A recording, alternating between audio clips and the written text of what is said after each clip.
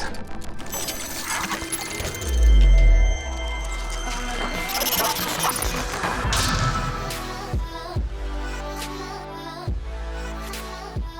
Welcome back, guys, to another Clash Royale video, and today we're going to be taking a look at the Lumberjack because I managed to get it out of a tournament chest a couple days ago. Now, I'm using a Royal Giant deck here. The whole idea is to have the Lumberjack in front of the Royal Giant, and as soon as that Lumberjack dies, hopefully the Royal Giant will be raged up and do some decent damage to that tower. Let's go ahead and take a look at some battles here, and then we'll finish off with a live one. So here we are facing up against Flax. Now, he's using the Hog Rider Trifecta deck, which we all know is a very popular strategy in this game, and it's a very strong strategy, so you have to play your cards correctly to beat this strategy. He's going to go ahead and place down his skeletons in the back, just so he can go ahead and cycle towards his electric collector, and as soon as I seen the pump in the corner there, as well as the skeletons, I knew he was using the Hog Rider Trifecta deck. So Princess going up on the right hand side, unfortunately he drops on the poison to damage my tower, as well as the Princess.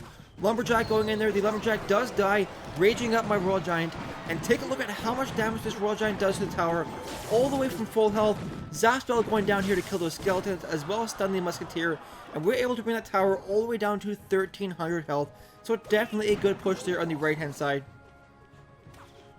Now right here, Goblin's going back on a counter push. They're going to get a couple hits off, bring that tower down to 1000 health. Now the problem with the Hog Rider Trifecta deck is even if you get some decent damage done to the tower, they're really trading their tower health for an elixir advantage because they're trying to focus on getting multiple pumps down, so later on in the battle they can overwhelm you with a strong push and keep the pressure on late game. Now right here I want to try and do something with a counter push with the Lumberjack as well as the Mini P.E.K.K.A. Unfortunately I wasn't able to make anything happen right here, because he did end up zapping my Mini P.E.K.K.A. in the rage effect, so he wasn't able to do any damage to the tower. Now right here, I do have a little bit of a counter push to worry about.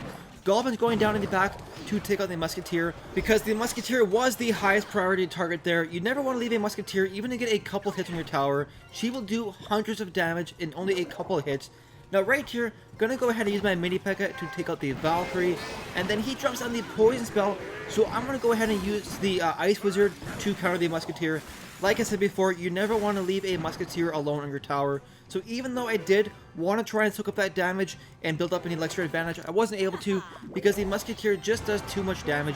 Now right here, I do have the Zap spell ready. I was predicting these skeletons to take out the Princess, and as a result, the Princess by herself is able to do some decent damage to the tower, bringing it all the way down to 309 health. Now right here, Mini P.E.K.K.A. going down to counter the Valkyrie, and overall looking pretty good here.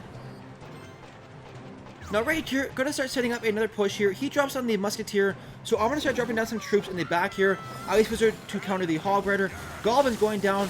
Now unfortunately for him, he misses his Zap spell, doesn't hit my Goblins, and as a result, we're able to kill that Hog Rider and start setting up a counter push right here. Lumberjack in front, Royal Giant going down. Lumberjack finally dies, and then down goes the Rage spell, and as a result, I am able to get the 1 crown lead with that Royal Giant. Now with 15 seconds left in this battle, all I really have to do is keep the pressure on the right-hand lane, and I will get the 1 crown victory.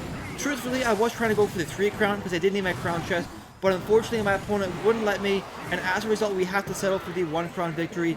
Let's go ahead to the next replay here, guys.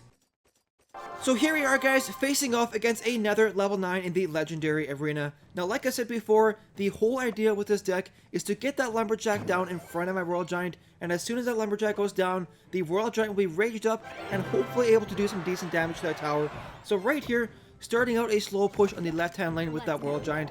I always prefer to do slow pushes with this deck here, because that'll give me enough time to get the Elixir to place down a Lumberjack in front of my Royal Giant, and also have enough to place down a support troop behind the Royal Giant. So right here you can see the Lumberjack going down as well as the Ice Wizard behind. He drops on the Barbarians to counter my Royal Giant. Lumberjack going down here and the Rage Spell going down. Take a look at how much damage this Royal Giant does under the effect of the Rage Spell, bringing that tower all the way from full health down to 1100 health. So definitely a good push right there with that Lumberjack Royal Giant combo. Now right here, he can go on the offensive and start setting up a push with his Royal Giant.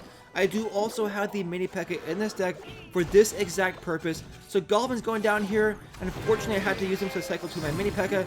Mini P.E.K.K.A. going down to damage that Royal Giant, taking it out pretty quickly, and he doesn't do too much damage to my tower, only bringing it down to 1800 health. Now right here, I'm pretty low on Elixir, So I'm going to let the Ice Wizard go in there and kind of die, and sit back, build up the Elixir, and get ready for another push. Now I have two options here. I can go ahead and do another slow push behind my King Tower, but I also know that he just placed down his cannon, and he also placed down an Elixir pump, so he's fairly low on Elixir. So I'm going to go right at the bridge here and do an immediate push with the Lumberjack Royal Giant combo. And as you can see right here, Lumberjack going in. Now he waits a quick second, and at the very last second he drops on the Barbarians in between both the Royal Giant as well as the Lumberjack. And the Rage Ball going down here, allowing the allowing the Royal Giant to bring that tower all the way down to 98 health. So I have a strong lead so far in this battle. Now right here I'm fairly low in Elixir. Gonna go ahead and use the Goblins to finish off that Princess. I don't want her doing too much damage to my tower. He's gonna go ahead and drop down his Royal Giant here, but I do have the cannon as well as the Mini P.E.K.K.A. ready to take it out pretty quickly, and as a result I won't take any damage to my tower. Now with 40 seconds left in this battle, all I really have to do is play defensively, and I will get the 1 crown victory. He's going to go ahead and drop down some Barbarians to counter my Mini P.E.K.K.A. as well as a Princess in the back. I'm going to go ahead and use my Princess to hopefully damage those Barbarians by the time it makes it to my tower. He drops down his Royal Giant once again.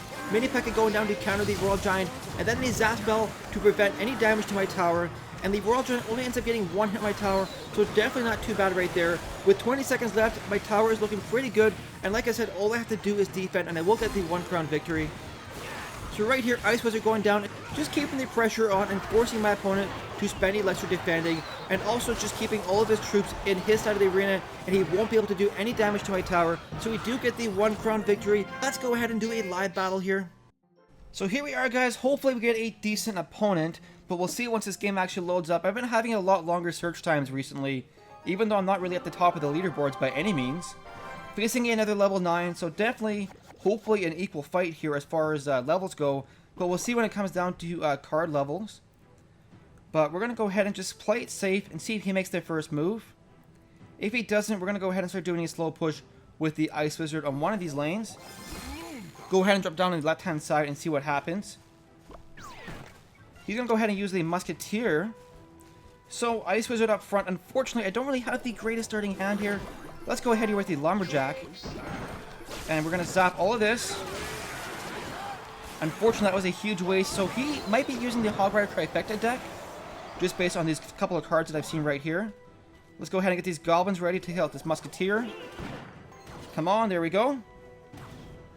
So, he doesn't know we have a Royal Giant yet. So that's a good thing. We kept that a secret. And we see the pump there. We've seen the Valkyrie. We've seen the Musketeer and the Cannon. So, like I said, I'm definitely predicting that he's using a Hog Rider Trifecta deck. So let's start doing a slow push here with the Royal Giant way in the back there. And then once he gets closer to the bridge, we're going to go ahead and use the Ice Wizard as well as the Lumberjack in front for support. And let's see here. Now, the Lumberjack, I will say, I have kind of a hard time finding him to fit, like, if I kind of finding a spot for him to fit in my deck, just because he doesn't really fill any of the roles that I need filled. Like, I still have to have the Mini P.E.K.K.A. in my deck for that high damage unit, and the Lumberjack doesn't have too much health, so he can't really be used as a tank unit. So like I said, he's just kind of hard to fit in your deck, but I think that also could be because he's just kind of a newer card.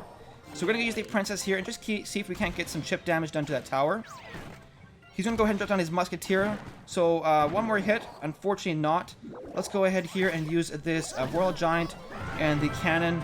I should have used the Mini P.E.K.K.A. instead. Let's use the Ice Wizard here to slow this all down. And then hopefully the Goblins will go in there and get killed. That's perfect.